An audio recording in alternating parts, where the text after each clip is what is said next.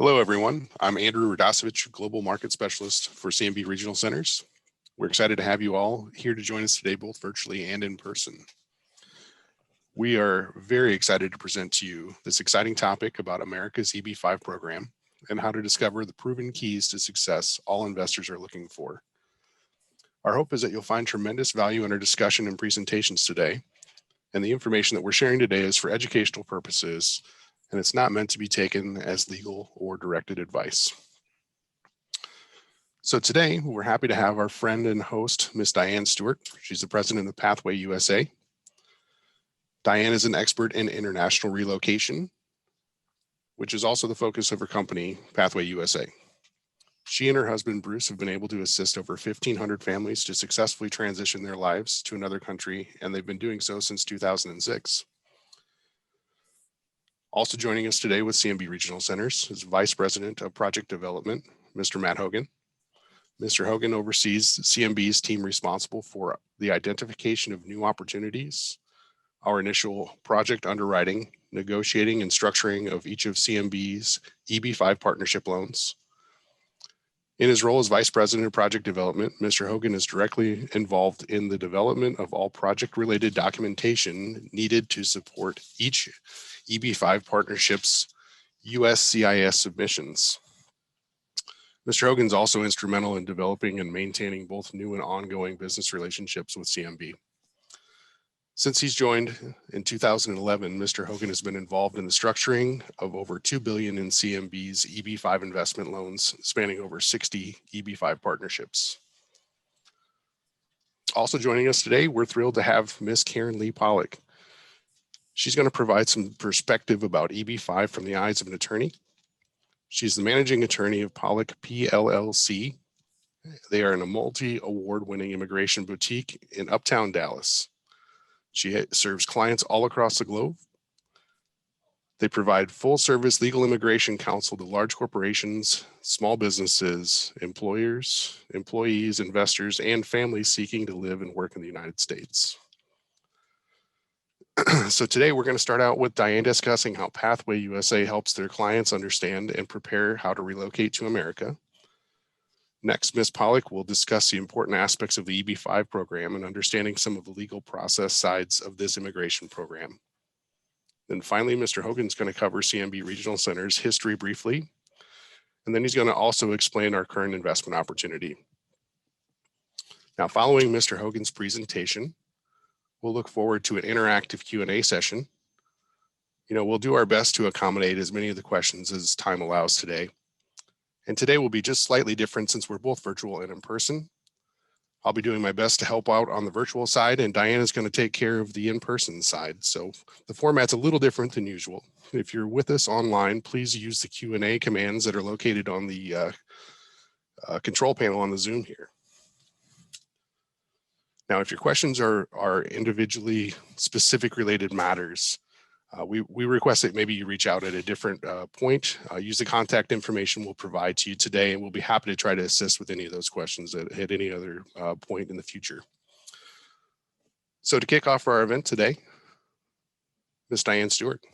I'm Diane Stewart. Welcome to everybody who's here. Thank you so much for coming. This is the first time for me to do a live Zoom with people in the United States, me here with live people in Johannesburg. And so, as you can imagine, it's been a little stressful, but let's get going. I moved to the United States 20 years ago with my family, and I made all the wrong mistakes. I completely did everything that I shouldn't have done. And in doing so, I learned some very valuable lessons. And I learned that people really need to plan. It's a very difficult move to any country around the world.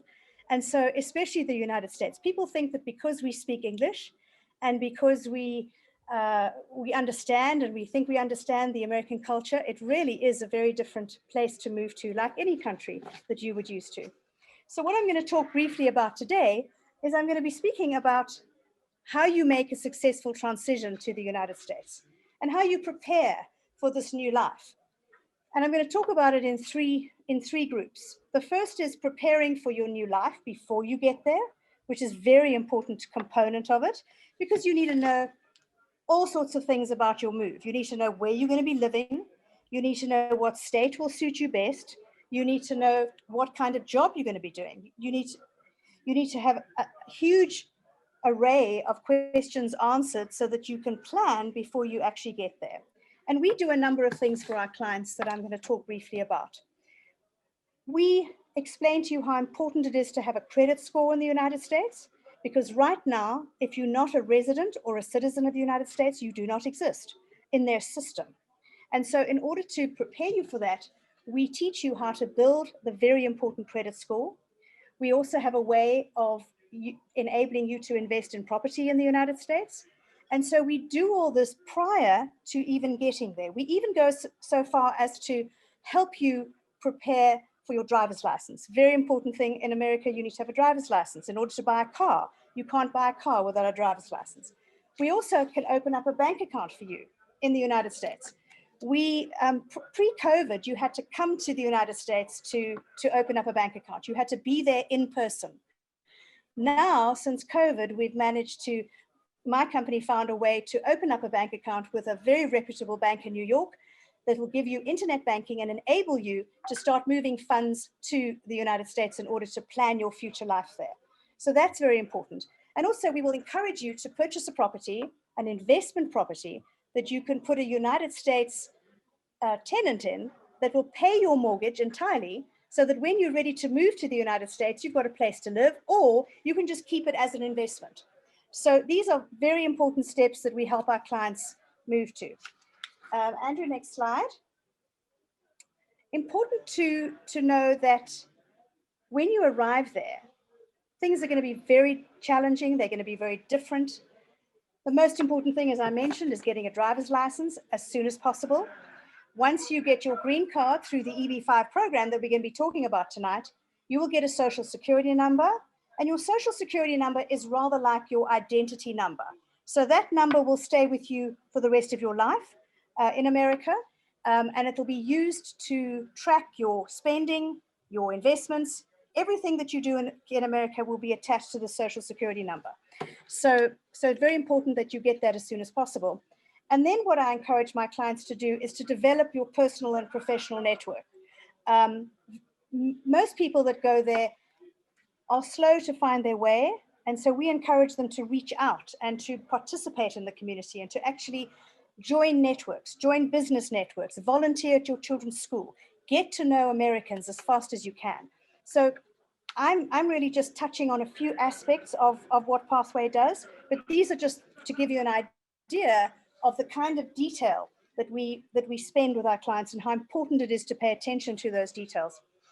So once you get to America, living in America is an amazing experience. I've been there for 20 years. I moved a family and a husband and 2 small children. And it was difficult in the beginning because I didn't have anybody to hold my hand. I didn't have anybody to explain to me how to do this. So once you get there, you will immediately be able to start building your credit score. And obviously the most important thing is you'll be establishing an income. Either you'll start a new job or you'll start a new business. Many of our clients actually invest in a business and they start operating in that business immediately. We are also able to help you prepare your resume if you are going to be looking for a job there. We will prepare an American resume for you, and we'll also help you get it out to headhunters if you're looking at, for example, a job in banking, where we could then introduce you to headhunters that work specifically in the banking area to find you a really stunning job.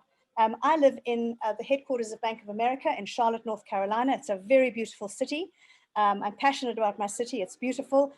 It's very safe. It's gorgeous. It looks a bit like a golf course. I live almost on a golf course. I live in a treed, beautiful environment. So Charlotte is a really pretty place to be.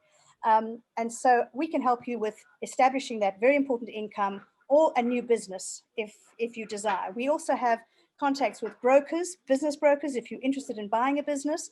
And most importantly, we encourage you to interact with Americans.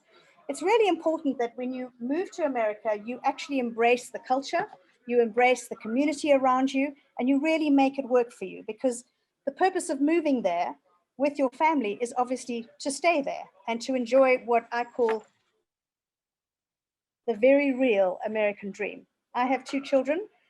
one who is a mechanical engineer, the other one has a master's degree from the University of Cincinnati, and they are both living the American dream. And that's the reason why I went there 20 years ago, because I wanted to give them the best opportunity and the best education that I could. So very important that you interact with Americans from the moment you get there. The next slide will show, I'll talk briefly about how to be happy in your new home, because making this move is a really big statement. It's probably the most difficult thing that you'll do in your life, and you really have to have a good reason for doing it. This is not something that you just do and then decide that it wasn't a good idea and return to your home country. You really need to be sure that this is the right thing for you. And so very important that you establish immediately, if you can, a circle of American friends. And there are a number of ways that we teach our clients how to do that.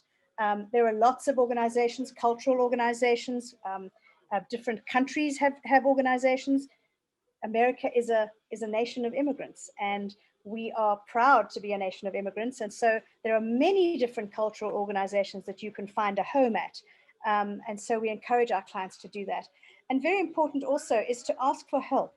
Americans are so helpful. They are welcoming, they are kind, and they will help you if you ask for help. So very important that you, if you're floundering or you need help, you reach out to them and somebody will immediately come and assist you and advise you. I spoke briefly about volunteering. There are so many nonprofit organizations. Americans are very philanthropic. They participate in their communities. They fundraise enormously. Wealthy Americans are philanthropic because they'd rather give their extra funds, their donations to a sound organization rather than give it to the IRS or the tax man.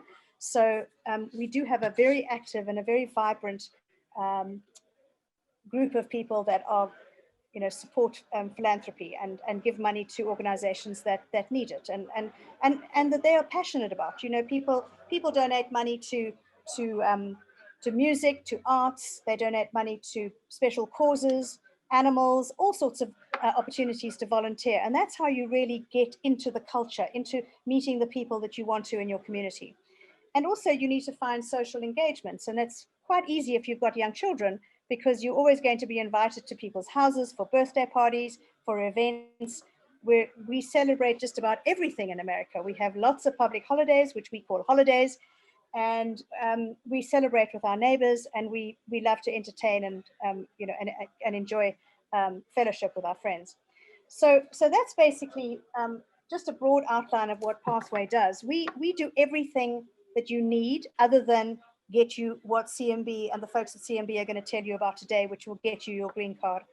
We do everything else. We guide you, we help you, we brief you, we teach you, and we hold your hand the whole way. And I have a little gift for you, for those who are watching online, and for those who are here. You can scan this QR code, and we, in association with CMB, we have prepared a 12-page booklet, which has everything that you need to know about in order to prepare your pathway to having a successful life in the United States. So this can also be found on the homepage of my website at pathwayusa.co.za. But if you can scan it with your phone now, I hope it works. You can try. I'm not sure whether your phone will be able to take it in, but it'll take you to the link. People are saying that it is working great. And those of you who are zooming in from around the world, you can just scan it off the slide now, and it'll take you to a page where you can download this guide, and I think it'll be very useful to you. So that's really all there is from me. I'll be available after this presentation here for you guys to ask questions after the Zoom is ended. Be happy to spend time with you and chat with you. And if those of you who are zooming in from around the world, please contact me anytime. I'm happy to answer your questions online if they're of a personal nature. As I said, I'm based in Charlotte, North Carolina, in the southeast of Charlotte, between New York and Miami. If you want to know where Charlotte is, you can look at it on a map when you get home. And my email is there on the screen for you to email me, and I'd be delighted to help you. Back to you, Andrew. Thank you very, very much, Diane. So next we'll have Ms. Pollock present about the EB-5 program from an attorney perspective. Thank you, Andrew, and thank you, Diane. That was very, very interesting.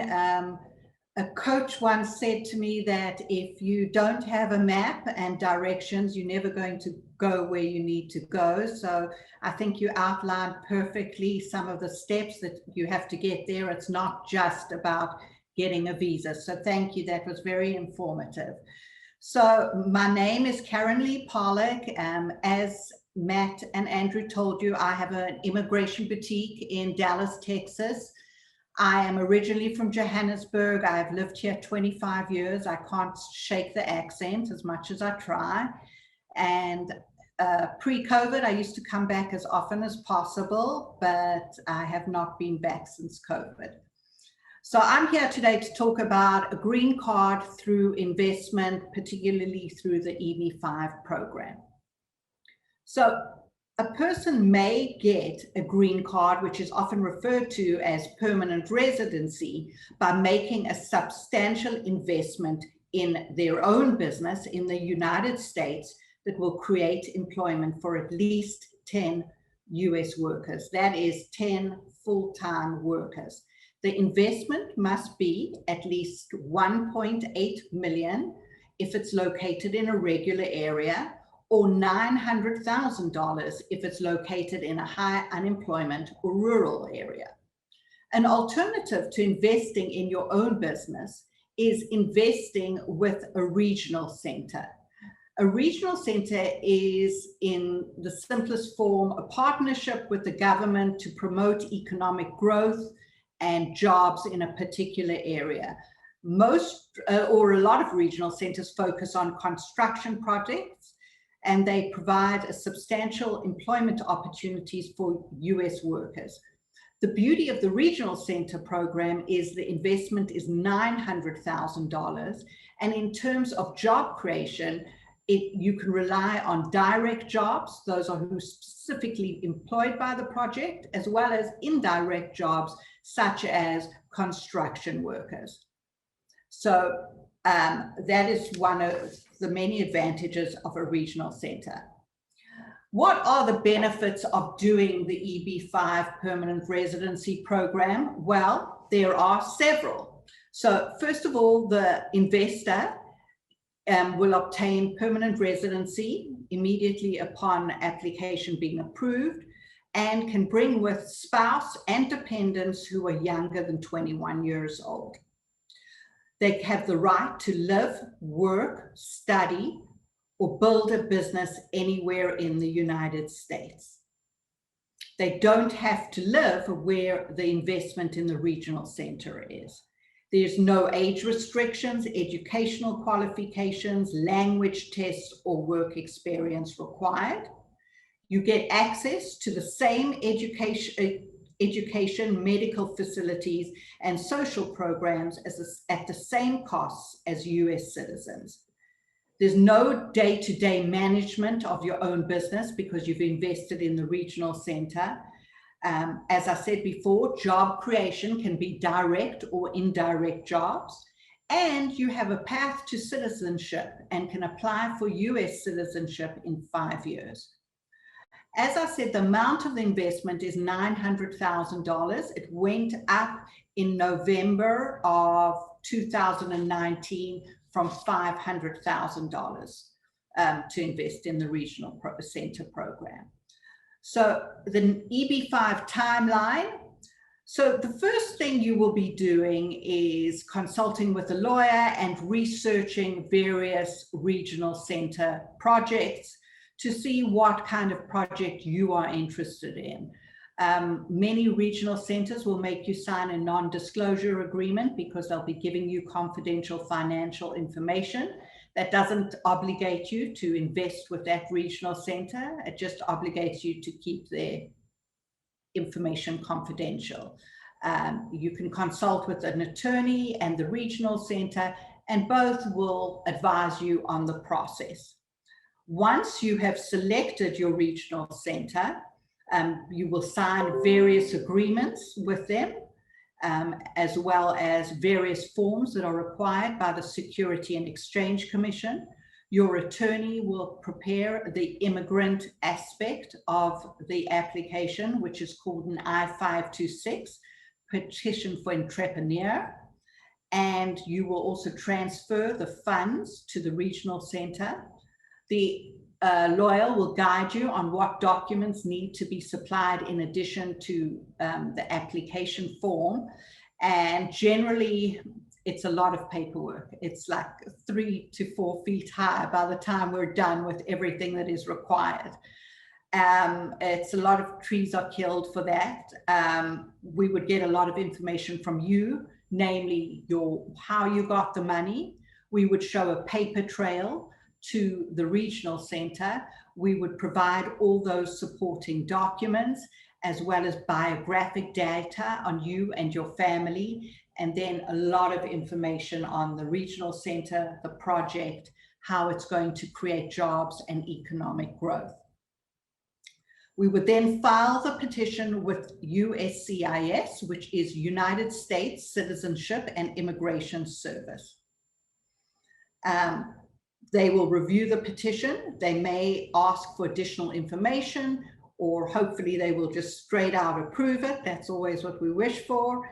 And then if you're in the United States, you will file an application called an adjustment of status. If you are outside the United States, you will go for an interview at a consulate after filing additional applications with the consulate for an interview. That stage is pretty much red tape. What you file with a consulate or National Visa Center, to be specific, is biographic details, birth certificates, marriage certificates, police clearances. If any of you are considering immigrating, I would strongly encourage you now to start getting unabridged birth certificates, marriage certificates, and certified divorce decrees, because they are taking forever in the United States. So whatever path you're going to take, you should start trying to get those documents now if you don't have them already. So once you've gone to the consulate, you've had your interview, you will get an immigrant visa stamped in your passport. You will have 6 months generally to come into the United States. Once you clear customs, that will trigger manufacture of your green card, which actually looks more like a driver's license. It's not green at all. So that will trigger your green card, which is a conditional green card that is valid for 2 years. 2 years after your first entry, you will apply to lift the conditions on permanent residency, because the green card that was issued was conditional. That is called an 829 removal of conditions application. Essentially, the government wants to see that the project was created as outlined in a very detailed business plan supplied by the regional center, that there were no material deviations from the plan, and most importantly, that the 10 jobs, whether direct or indirect, were created. Once they have reviewed that application, you will receive your 10-year green card. From the time that you received your very initial first green card, after 5 years, you can apply for citizenship. Right now, there is a long backlog in the EB-5 program, so by the time you get your full 10-year green card, is probably going to be well over 5 years. So once you have that, though, you can apply for citizenship. Some of the factors that people ask me, what makes a successful EB-5 case? What can I do to ensure that I get approval? So over the last 10 years, regional centers have increased exponentially. There was a slight decline in 2019 in the number of regional centers, but the fastest growth was between 2012 and 2016. And during this time frame, there was $27 billion generated from the EB-5 program, and primarily that money came from regional center investments. As you can see, there's a chart of how many regional centers there were in 2008 and how many there were in 2019. And that has risen substantially. When I started doing this, I think there were, probably showing my age, but there were about 3 regional centers or 4 regional centers. Today, every day, literally, it's declined a little bit since the amounts have increased in 2019. But in 2018 and 2019, definitely every day I was getting the new, best, glossiest brochure and having people call me and say, get your clients to invest in my regional center. And some of those projects look pretty good to me, but and I'm personally invested in some of them, but maybe $5,000 or $10,000 maximum, not 500,000 or 900,000. But I would never refer those regional centers to my clients, not because there was anything bad about them, but they didn't have a proven track record. And it's very important to have a proven track record.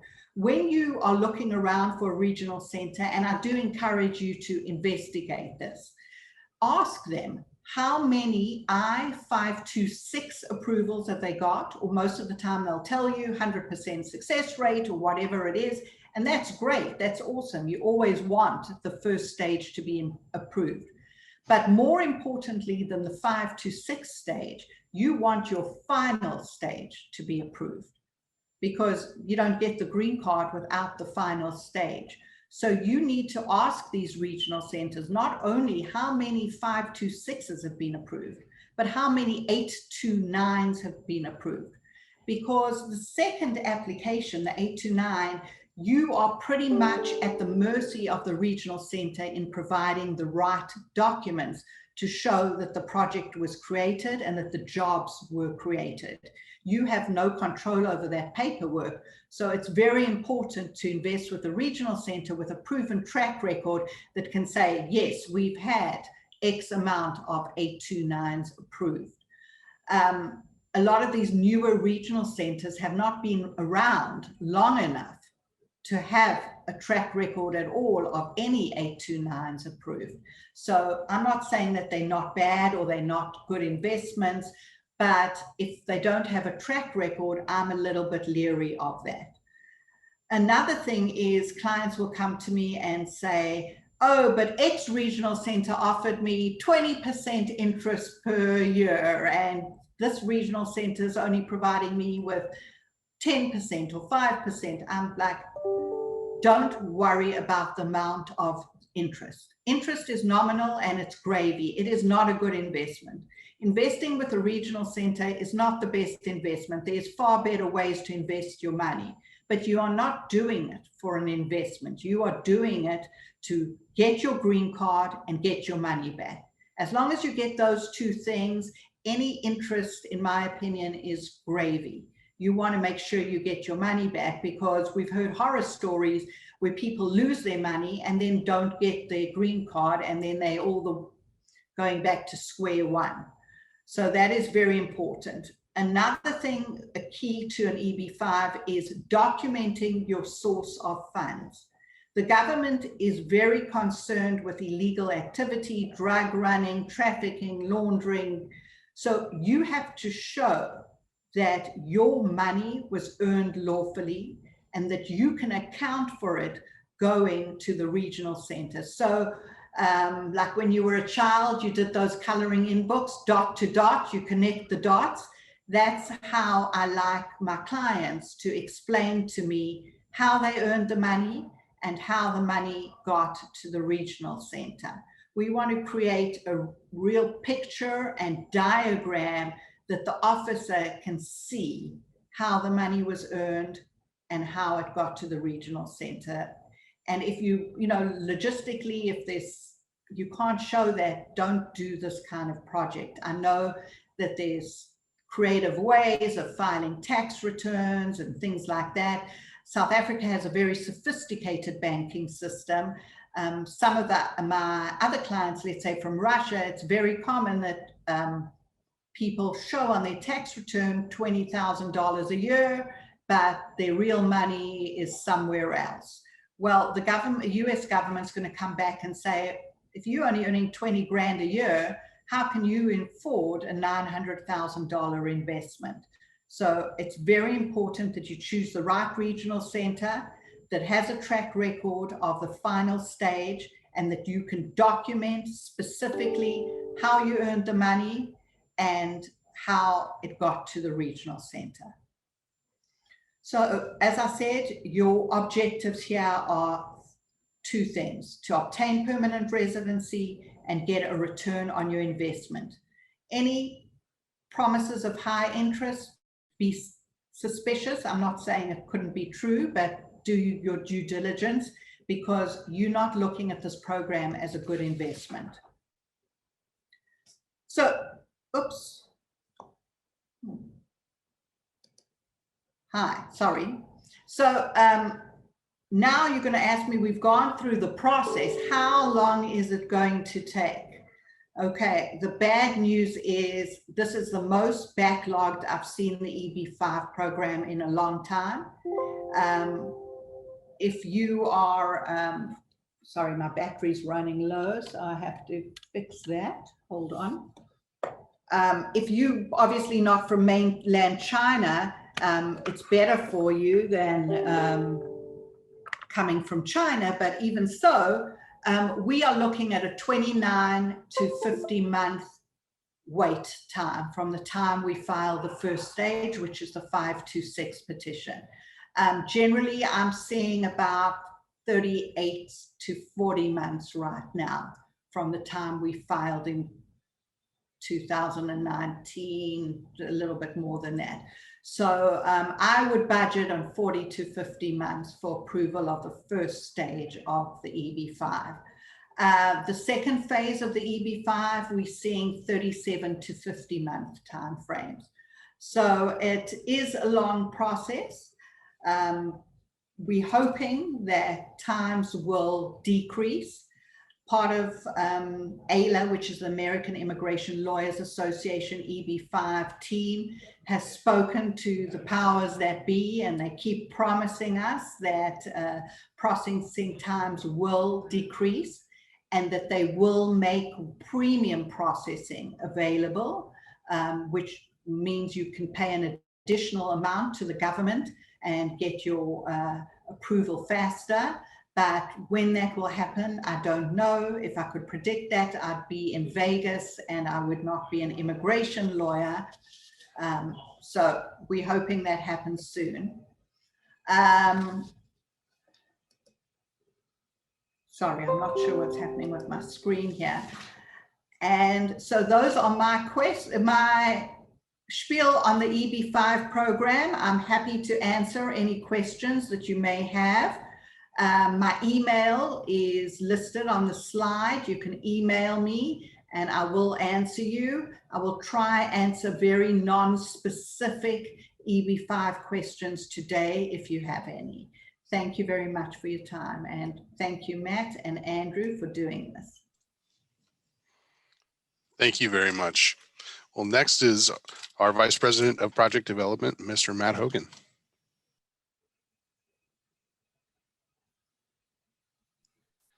All right. Well, thank you, Andrew. Thank you, everyone, for joining us here today.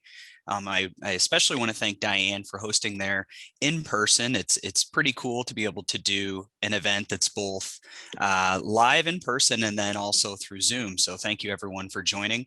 Diane did a great job, and Karen Lee did a great job of laying out some of the basics of the program and the things that you need to be aware of. And so now I'll talk a little bit more about my company, CMB Regional Centers, and a little bit of information about our current offering, our CMB Group 78 partnership. So CMB is actually one of the oldest regional centers in existence. We've been around for almost 24 years now. You know, when we joined, we were actually the second regional center. So we were one of those first few regional centers in existence. And so because of that head start, we have had a long time to build our track record. In fact, we've worked with over 5,700 investors from all around the world. We're now over 100 countries. And we do have a 100% success rate, and that's pretty amazing when you think about it spanning that history. We've never had a project denial. Every petition that's been adjudicated by the USCIS from I-924, I-526, and then also at the I-829 stage has every partnership that's been adjudicated has been approved. Of course, individual investors can have challenges, and that's why it's important to have a great team. And a lot of that was reinforced by what Diane had to say and with what Karen Lee had to say. It's really important that you do your due diligence. You pick people that can really help you with this process. And right here, you have three legs to the stool, as I like to say. You have a person with experience on the ground who understands the challenges that you're going to face, who can help you get connected with the right people. You have a great immigration attorney who understands how the USCIS is going to process these applications, what they're going to be looking for, both from a source of funds standpoint and from a project standpoint. And then, of course, we think CMB, we believe we're the best regional center in the industry, and we have the best partnerships available in EB-5 today. You need all three of those things to have true success in EB-5. And it's success that we've been proud to have. You can see on the screen here, over 5,000 of our investors have received I-526 petition approvals. Over 1,600 have already gotten to that stage where they've received I-829 petition approvals. We have over 1,700 limited partners who have gone all the way full circle. That's their initial petition, and they've gone through the rest of that process. They've gotten their 829 petition approved. So now they're permanent residents. They'll keep their green card permanently. And 1,700 of those clients have gotten their capital back. And so those are hitting on the most important points of EB-5. And that's something that we take a lot of pride in. It's truly not CMB's success, it's our investors' success. And that's incredibly important to us. Andrew, if you go to the next slide. I mentioned we have investors from over 100 countries. I think our PowerPoint here says 102. I think it's actually 103 or 104 now. We keep adding new countries. And part of the reason we're able to do that is because we've really spread out. We have over 50 staff members, some in-house in our Dallas office, some in our Rock Island, Illinois office. We also have a sister company based out of Schaffhausen, Switzerland, that employs representatives around the world. I think in-house, we speak over 14 different languages and many more dialects. And so we're able to kind of cast a wide net throughout the world. We've never been focused on just one market in particular. And we've been able to have a lot of success in venturing into new markets and educating new markets on the benefits that EB-5 can provide. That's also something we take a lot of pride in. As certain countries like China have had huge backlogs as it relates to the EB-5 program, there's other countries such as South Africa that doesn't have that same visa backlog. And, to be able to be diverse, to be able to reach into other markets is something that has kept our company strong, while a lot of other regional centers that were focused on just one market have kind of sat on the sidelines for the last several years. It was mentioned that there are many, many regional centers in this industry. Not every regional center is created equal. Not every regional center has 50 plus staff members and 2 offices and representatives worldwide and multilingual representatives who can speak with you at a moment's notice. That's something that truly sets CMB apart. There are a lot of regional centers out there that were designed to take on one specific project. They have no intention of being in EB-5 long-term. And so you really have to question some of those regional centers. Are they going to stick it out while you go through your process that can take many years? And are they going to be there to help you if something goes wrong? Are they going to be here to celebrate with you once you do have that final stage of success? Are there other relationships to be had from working with that regional center? These are all things that are really important to us. And from our standpoint, we're set up for the long term. As I mentioned, we've been in business for over 24 years. We want to be in business for many, many years to come in EB-5. We believe the future is bright for EB-5, and we're set up to take advantage of that and provide our investors with great opportunities and stick with them throughout their process and be the fiduciary that we know we can be. So that success is something that, as I mentioned, we take a lot of pride in. It's actually something that we wear on our sleeve as well. We were the first regional center to go out and start independently auditing all of our partnerships. We now have over 75 investment partnerships. We started all the way back in 2014, I believe, with auditing our partnerships. And when we did that in 2014, we didn't just start with our 2014 vintage moving forward. We actually started in 2014 and went through all the trouble of auditing each and every one of our partnerships, all the way starting back with Group A, because that transparency is something that we think has been missing in EB-5. And there's actually been huge pushes to have new legislation that requires these types of audits. Other regional centers have started doing it, and we think that one of our duties as an industry leader is to lead by example, and something that we've been able to do, and something that I think sets us apart from other regional centers. So I'm going to talk a little bit about our current EB-5 offering, but before I do that, I actually want to touch on a couple things that have been mentioned and that are incredibly important. So CMB, we're actually not a real estate developer. One thing that everyone needs to understand is that in EB-5, there are regional centers that have gone out and they had an idea of how to create success within this industry, put together partnerships that work well for EB-5 investors, and kind of serve as that fiduciary that can not only assemble the offering, but then guide the investors through that process and serve as a role to monitor that investment, record job creation, provide a template for the individual investor and their immigration attorneys to file that will help lead to the success of that investor in their immigration pursuit. There are other regional centers that were started by real estate developers, and this is something that's unique, and I think it's an important thing we need to differentiate between. When EB-5 started to become really big and really hit its stride somewhere around 2013, 14, 15, there were a lot of real estate developers that looked at this program as an opportunity to raise cheap capital for their projects. And some of them had the best of intentions in mind and sought out a course to be able to do that serves both their needs and the needs of the investors. And then others, looked at it as just a, easy money, cheap cash sort of scheme that would allow them to maximize their returns on certain deals. And if it worked, great. If it didn't work, well, that's fine too. Why this is important is because some of those real estate developers that set up their own regional centers have massive conflicts built into their structures. And that's something that from our very beginning, we've always been able to avoid. We're not a real estate developer. We actually operate somewhat similarly to a bank. We go out, we underwrite deals. It used to be hundreds of deals a year. Now it's probably 40, 50 deals a year that we look at. And we pick the very best projects for EB-5. We pick the ones that we think make the most sense. We try and work with developers that are honest and trustworthy, that have great track records in and of themselves. They've shown and proven the ability to service debt, repay debt, complete their projects on time and on budget. And all of those things we think are incredibly important. What we do is we create that vehicle for the investor to utilize in their EB-5 pursuit. So we find that project, we underwrite it, we form a new investment partnership. In this case, it's our Group 78 partnership, and we negotiate a loan between the partnership and the borrower. And our role as the fiduciary is to enforce the terms and conditions of that loan agreement.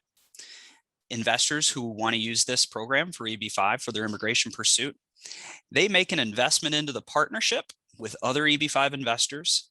Those funds are pooled and made as a loan to that borrower. And the partnership gets all the benefit of the job creation that borrower will generate when they spend that money on their construction project. So in this case, our partnership that we're focusing on here today is CMB Group 78. We call it Hillwood, California Build-to-Suit, and it involves the development and construction of 2 build-to-suit, and so meaning pre-leased logistics facilities, both for top 50 Fortune 500 companies. So Andrew, if you'll go to the next slide. The developer in this project is one that we're incredibly happy and incredibly fortunate to work with. We've worked with them many times before. Our first partnership we took on with this group was all the way back in 2012. And they're known as Hillwood Development Company. Hillwood is the development arm of the Perot family. Perot family is a billionaire family based in Dallas, Texas. You can see on the bottom left here, this Forbes cover, the older gentleman on the right, Ross Perot Sr., he's an iconic American businessman, actually ran for president of the United States back in 1992 and 1996. He is the patriarch of the Perot family, and his son, Ross Perot Jr., is an incredible businessman and entrepreneur in and of himself. He formed Hillwood all the way back in 1988, so they now have over 30 years of experience in real estate development. And from a track record standpoint, they're second to none. They're a great developer, and CMB has built a fantastic relationship. We now have over 32 EB-5 partnerships. You can see we have 26 of those partnerships that have 526 petition approvals. 7 already have I-829 petition approvals, and they've actually repaid loans in 17 of those 32 partnerships. So they're moving right along. Investors are going through their immigration process. We've never had a partnership denial in any Hillwood projects, and they've been a great developer to work with. Andrew, if you go to the next slide. So back to Group 78. As I mentioned, it'll involve the development and construction of 2 pre-leased facilities. The first facility involves interior build out of a close to or a little bit over 1 million square foot facility. The developer Hillwood signed a long-term lease agreement with, and I can tell you this company now because they've now occupied the facility. If you go there and you knock on the door, you can see exactly who's there. It's Amazon.com. So they have a long-term lease agreement with Amazon for that project. That work is now done. So that's another attribute to Group 78. The first sub-project in this, the tenant build out for Amazon.com, has now been completed. I believe over 500 indirect and induced jobs have already been created in this partnership. So it's a huge step in the process to complete this, the work and the job creation for this overall partnership. CMB started subscribing investors for this project back in 2020, and we still have available units there today. So, so far, this project has been a huge success in that the first sub-project, work on that first sub-project is now complete. And Andrew, if you jump ahead here, a little bit more information on this. When the project started, when this Group 78 investment started, the shell of the building had already been completed. And as I mentioned, Amazon had negotiated a lease with Hillwood for the facility. And so Amazon had very specific tenant build out needs. If you think of what goes into an Amazon facility, it's a lot of robotics work, utility upgrades and improvements. Their configuration of their office layout is very important to them. And so it's a lot of work. This one actually involved the completion of an elevated platform, as you can see in the schematic here. This is a 250,000 square foot elevated platform that they built. So they had a lot of additional interior build out for Amazon to be able to take control of the facility. Andrew? The second sub project, this one's called Veterans Industrial Park 215. Now, both of these projects, and we'll get to this in a second, both of these projects are located in a region known as the Inland Valley in Southern California. And this is just south of Los Angeles and Orange County, still north of San Diego. And this is an area that is known for its logistics growth.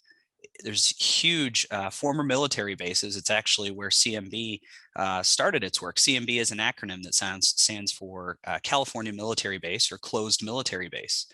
And when the US military started to decommission some of its bases after the Cold War, there was huge job loss at some of these military bases that once employed thousands and thousands of people in the local economy. And EB-5 became a great tool for these military bases to reincorporate these large land masses back into the local community. And the majority of these are now big business parks for distributors such as Pepsi-Cola, Starbucks, Mattel, and in this case, Amazon in the last project. And we've, of course, done many projects with Hillwood for Amazon. This project is for another top 40 nationwide retailer, top 40 in the Fortune 500. The tenant has not been publicly announced, but it is a long-term lease that's been signed. If you sign an NDA with CMB, we can share more information on that tenant, including the lease agreement, but I can assure you this one is also fully pre-leased. It's a very large facility at the former March Air Force Base in Riverside, California. this facility totaling over 2 million square feet. So a very big project. It is now underway. So new money raised for this partnership will be equally dispersed between the two facilities. Every partner will have a proportionate interest in the two projects. But of course, it's great to know that much of the job creation for this partnership has already been completed. And so this is the next step in completing all of the work that the EB-5 funds will help finance. As I mentioned, huge facility already underway, projected to be completed in Q3 of 2022. It is fully financed. Senior loan is in place for this project. The borrower, this is interesting and something that a lot of people would want to know about. The borrower, Hillwood, is actually going to bridge the early construction work with other available funds, their own equity. And so as EB-5 funds are raised and made available for the project, those funds will be backed out. And why this is important is because it means that there's not going to be a stop-start situation as it pertains to the construction. The construction is going to be able to move forward smoothly. We do expect to fully fund this project by the end of this month, or next month rather, by the end of June. But what it means is that Hillwood's not going to have any financing challenges moving forward to complete this project and have it available for their tenant, even if we're not able to complete the raise before the end of June. Again, back to the location. The Inland Empire has grown tremendously in the logistics space. It's very close to the ports of Los Angeles and Long Beach, which are the largest ports on the west coast of the United States, bring in cargo from the Pacific, from the Far East, and it's a tremendous port that is also provides terrific access to both rail cargo and ground cargo that is able to take it to some of these distribution centers in the Inland Valley and then move it throughout the entire Western United States. We'll jump past this, Andrew, if you jump to the next one. Some of this I already mentioned, so good. So we'll talk about the capital structure here. So EB-5 is not a huge portion of the overall capital structure. It's just 30% of the overall capital structure. So we're not over levering EB-5 in order to complete the project. You can see 47% of the project costs are going to come from a senior construction loan. And the developer is still going to have about 23% equity remaining in the project, which is really important.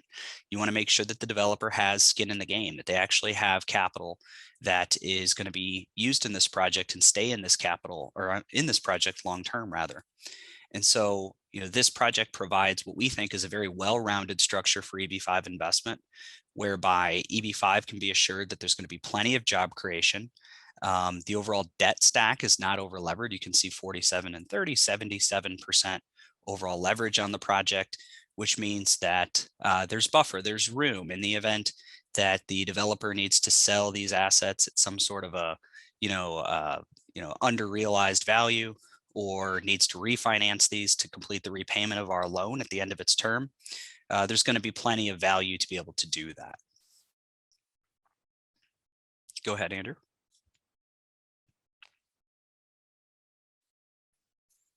So again, just a recap, this relationship that we've built with Hillwood has really been fantastic. We now have over 32 partnerships. We actually have a 33rd partnership that we're now working on with Hillwood.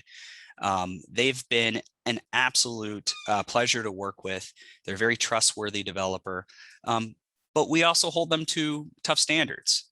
Us as a fiduciary, our goal, as I mentioned, is to enforce the terms and conditions of that loan agreement.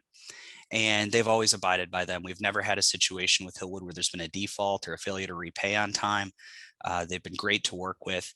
They provide great updates on the construction of their project, which is something that you'll get to see along the way. If you invest in this project, you'll get to see quarterly construction updates all the way through to completion to kind of give you that extra peace of mind. We frequently visit these sites or have investors who are able to get to the United States that want to be able to put eyes on these project sites or know or have some additional assurance that these projects are moving forward. We frequently entertain visitors to these sites. It's something that we can arrange for you if you're interested in.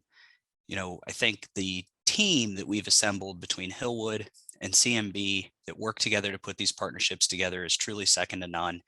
And again, we think provide investors with the best investment opportunity in EB-5 today. So I want to thank you for giving me that opportunity to tell you a little bit about CMB and Group 78. I'll turn it back over to Andrew and we can start our Q&A session.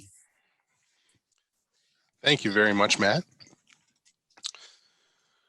We actually have a handful of very interesting questions here. First one would be for Diane. Diane, are you still on? Yes, she is. I am. All right. I'm here. Can you hear All me? right. So one of the first questions was, how do I even begin to start to decide where I'd like to live in the United States? Well, that's a great question, because that's probably one of the most important things that you need to establish before you even get here, long before you get here. And so we have a great questionnaire that we share with our clients that includes questions like, what kind of lifestyle do you lead? What kind of profession are you in? What kind of job are you looking for? Are you interested in buying a business? Do you like snow? Do you like the beach? Is education important to you? Do you want to live in a big city where you don't need a car, or do you want to live in a more manageable city like I live in, where you do have to have a car? So these are all questions that we take our clients through to really make sure that they make the correct determination and choose the right state. Even though I made so many mistakes with my own immigration, I did get Charlotte, North Carolina right, and I've been very happy there for 20 years. So if anybody wants to come visit me there, I'll be delighted to show you my beautiful city. Thank you. Thank you, Diane. And it is a beautiful city. We actually have a project in Charlotte, and it is a beautiful project in a beautiful city. I agree. I'm going to split this next question into two portions. So Karen, in your presentation, there was an I-924 that was in with 526 and 829. Could you explain what that is? And then as a follow-up question, Matt, what does that mean for your project? Sorry, can you repeat that question for me? So you had discussed the I-526 and the I-829. There was also an I-924 on there. Could you explain what that is? The 924 is the regional center application, which the regional center needs to file to be approved and has to be vetted and go through. I'm not sure on my presentation where we've included that, but that is an application that the regional center files. It's very detailed. There's a lot of Security and Exchange Commission information that needs to be provided, and that also talks about a project and if that is approved. It's sometimes you can file a sample project before you actually have an investor. And if that gets approved, when you file your 526, the project has already been approved by the USCIS. So all they need to focus on is your personal credentials and whether you came up with the proper source of funds. Perfect. Matt, would you follow up Yeah. with what that means for our project? Yeah, and I'm really glad this question came up. It's one of the biggest, there's a lot of industry conversation surrounding I-924 petitions and their approvals and how valuable that is and what that really means. And what I would say is that, for a regional center like CMB, the I-924 petition approval, or that pre-approval, as a lot of people say, is not all that significant. It can be significant. It's certainly additional reassurance. But if you're a regional center that's proven, time and time again, in our case, over 5,000 times, that we know how to file petitions that have been approved repeatedly by the USCIS, it's less important. It can certainly serve as a marketing tool for regional centers that don't have strong track records. Now, what I will say on a more celebratory note is that our Group 78 partnership that I presented on actually does have 924 approval. And this is something that's really unique. It was actually filed just 8 months ago. And right now, adjudication times for I-924s have varied dramatically. I think a few weeks ago, they were saying it was as long as 70 months or so. And so years and years, and we got ours approved in 8 months. And I think if I had to speculate, I think that has a little bit to do with who we are. The USCIS has seen our petitions over and over again. They're not searching for facts and information that they're unfamiliar with. They know our structure, and we don't change our structure. We're very consistent and straightforward in how we present our projects to USCIS, and I think that helps in our process. But with Group 78, it is a rare opportunity because it's not very often that the timeframes for adjudications allow for pre-approved projects in this day and age. And so the Group 78 project is one of those projects, and it's unique.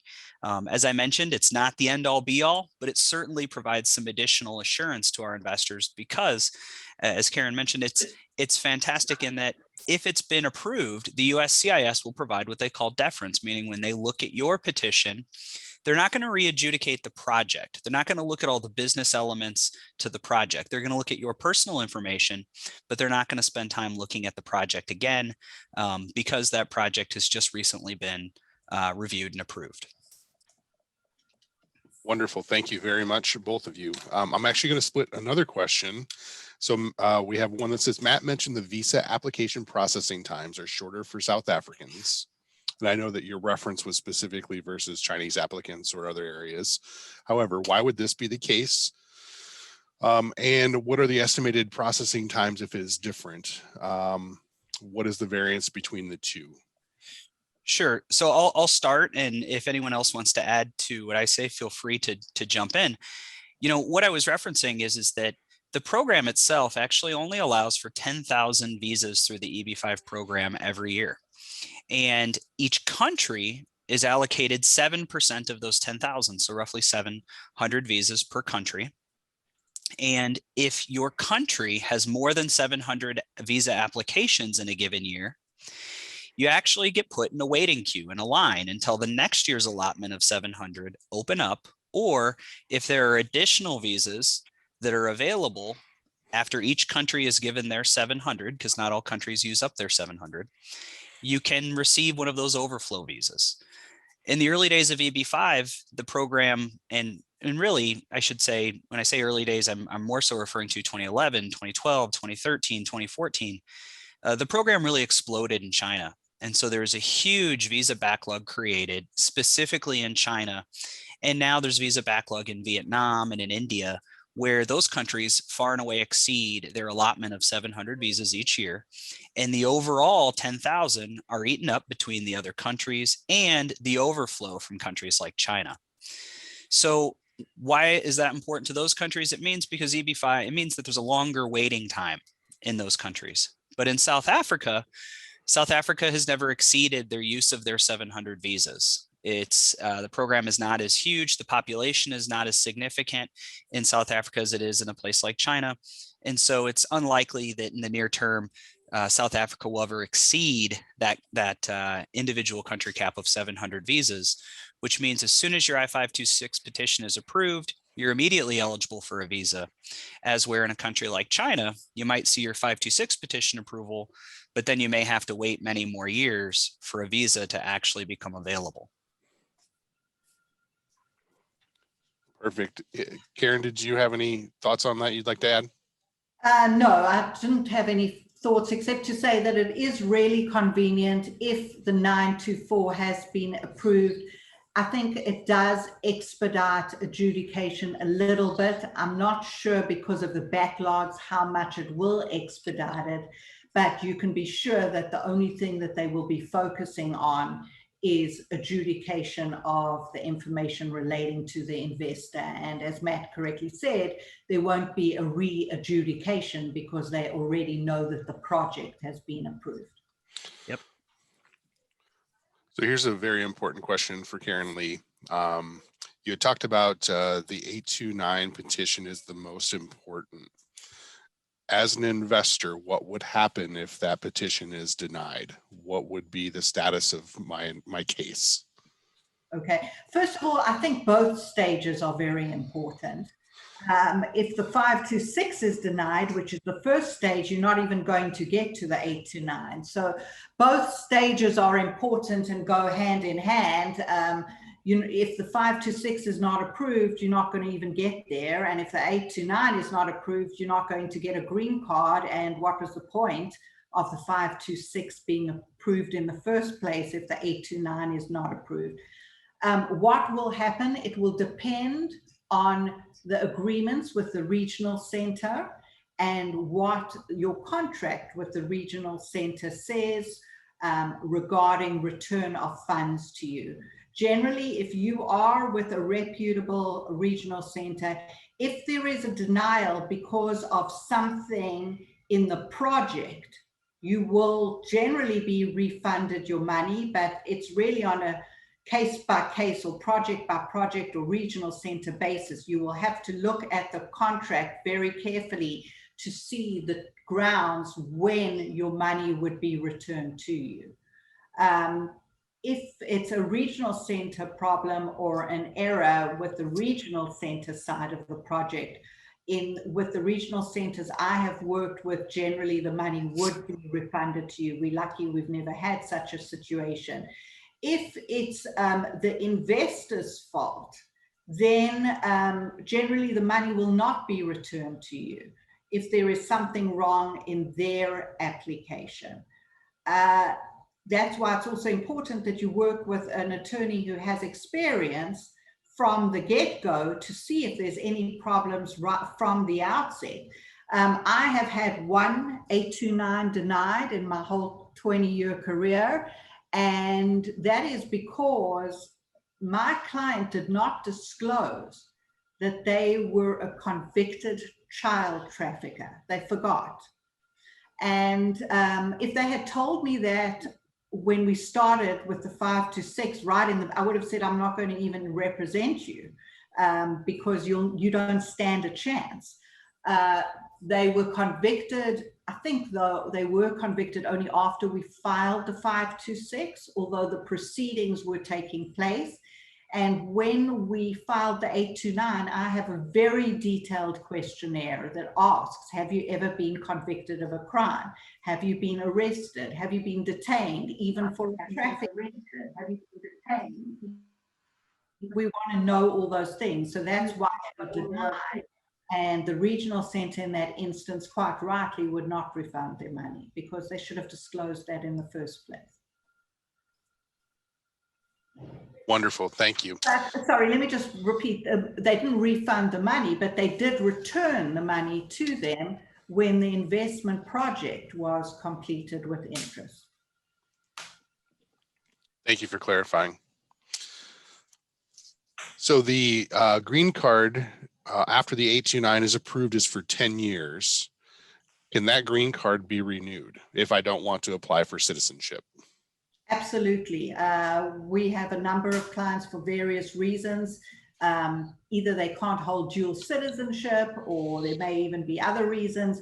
They don't want to become US citizens. They may actually plan on retiring back in their home country, and their home country may prohibit dual citizenship. You can renew that green card indefinitely. Wonderful. Well, I think that takes care of the Q&A. Diane, did you have any in-person questions you'd like us to address here? I'm going to chat with folks once we end the Zoom, and I'll be happy to answer their questions once we say goodbye to you folks. And so if we're done, I'd like to say goodbye from a lovely, beautiful day in Johannesburg. And hopefully we can do this sometime in the future again. I'd like to just say thank you to you again for taking the time to get this set up. We are very appreciative of your time and efforts, and I think this has been a wonderful event. We've covered a lot of very, very good information. Karen Lee, it's been great having you on today, and Matt, thank you for your time as well. We look forward to hopefully hearing from everyone who's attended today, and moving forward. If you have any questions, please feel free to use the contact information that we've provided during the event today. Of course, Diane has our contact information as well, or use the info at CMB EB5visa.com, and we will be happy to get you in contact with either Diane or Karen Lee if in fact you've missed that during our presentation today. Nonetheless, all have a wonderful rest of the evening, and thank you again. Take care. Yep. Thank Thank you. you all. Thank you, Diane. Thank you, Karen Lee. And thank you to everyone who attended today. Thank you.